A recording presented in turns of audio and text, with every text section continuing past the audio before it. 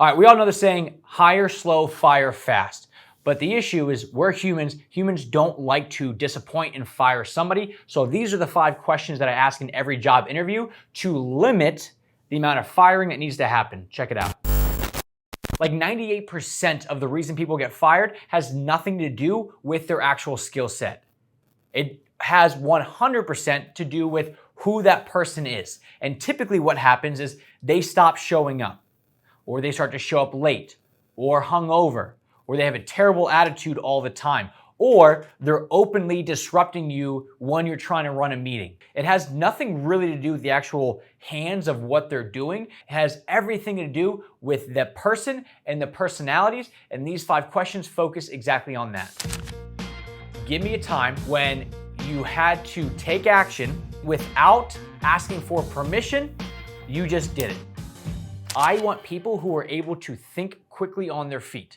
Imagine in your world, if you're working in a home and a homeowner walks over to one of your employees and asks them a question, just more of a basic question, and your employee froze and had no idea what the answer is.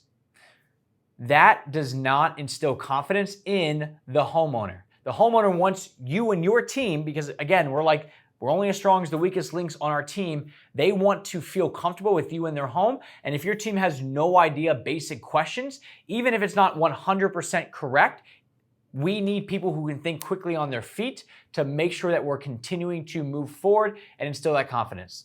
One clip. Let's do... Oh, my bad. Test. Yo, I just spilled on myself. Hit the like button. Give me a time where you had to convince or persuade somebody else to go with your idea. And how did you do it? I want people who are naturally energetic, because people who are energetic typically can lead people easier, because when you transfer energy, people want to follow that person. In your world, the contracting space, it's hard, especially right now, to hire a foreman. It's way easier to take somebody that you currently have on your team and promote them to foreman and have them lead the team. But if they are somebody who's a stick in the mud, or very boring, or very, almost like having like Eeyore on your team, it is very hard to have somebody like that lead a team. So if you hire everybody where they have strong energetic skills and persuasion skills, it's way easier to then get them to become a foreman and lead a team versus going out and trying to find somebody else to fill that foreman position. Give me a time where you did not have direction, but you still took action to continue to move forward. Imagine that you're in the field, and if you hire somebody where you mentally feel like you have to babysit them, that's the type of person that when they're done with a task, they're just gonna sit down until you walk over to them to tell them what to do next. And that becomes unbelievably frustrating, because not only is that a waste of money because they're not working, it's also weighing on you mentally, because now you always have to be looking over at them to make sure that they're actually working. But if you hire somebody who is naturally going to, as soon as they finish a task, raise their hand to say, what else can I do? That is the type of person that you want, because they're going to continue to push and push and push the team in the right direction, versus relying on you, the business owner or the foreman, to continuously pull this person along, because that's realistically just dead weight. Now, quick side note on all of these, what you may notice is I'm saying, give me a specific example of a time that.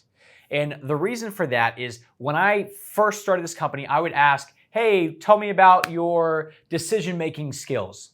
And people would tell me these amazing answers. Oh, I would do this, this, and this. And then when I would hire them, they didn't have any of those skills, because essentially what I learned was they were just making that up. So now what happens is when I ask them to give me a specific example of a time that, and then they give me a generic answer, where they say, oh, I do that all the time. In that situation, this is what I do. And then I let them tell me it. And I say, great. Now give me an exact specific situation where that happened. And they can't, which means they just lied to me. And that's a red flag. What else are they lying about? So the 4th question that I'm gonna ask is, give me an example of a time where something wasn't perfect for your standards, but it was good enough and you moved on. Most craftsmen who are deep down at heart an artist what they end up doing is they spend way too much time focusing on stuff that really isn't going to move the needle. So realistically, your skill set is probably so good that even if you got up to like 80% of what you can do, the homeowner is gonna be unbelievably happy. But when you stick around for another couple weeks trying to make it go from 80% to perfect, that is when not only do you frustrate the homeowner, well, you also go way over on man hours on the job and your margins get crushed. We actually just did an interview with one of our clients, Luan, where that's his entire focus is on the efficiency of everything. And because of that efficiency, he's able to get in and out of a house faster when he builds them the deck, which increases the amount of people that want to work with him because of how much quicker he can get the stuff done. If you want to check out Luan's full story, we'll post a link at the end of this video to it. Go check it out. And the last question that I ask is not a specific one, but it's what makes you, you. And here's why I ask that. I am big on individuality and independence, just like you probably are as well. What I don't want to do is I don't want to bring in people that think exactly like me and there are exactly like me.